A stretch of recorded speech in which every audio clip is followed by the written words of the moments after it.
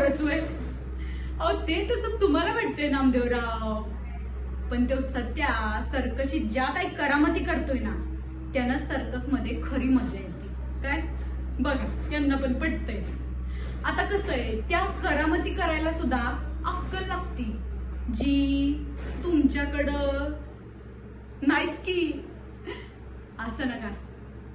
बर, आता सोनाली महत्वाचं सांगणार आहे बरं का. सोनालीची आकाशवाणी एकदाच होती, त्याच्यामुळे लक्ष देऊन ऐकायचं. कालच माझ्या कानावर आलंय की तो सत्या हॉस्पिटलात सलाईनीवर आलाय म्हणून. तर आता सोनालीच्या आधी त्याचा बदला कुणी, का, कशासाठी, कधी, कुठं, कसा घेतला हे मला उद्या सकाळच्या आत कळायला पाहिजे. कारण सोनालीपेक्षा मोठा शत्रू सत्याला आहे ते मला आजच कळलंय.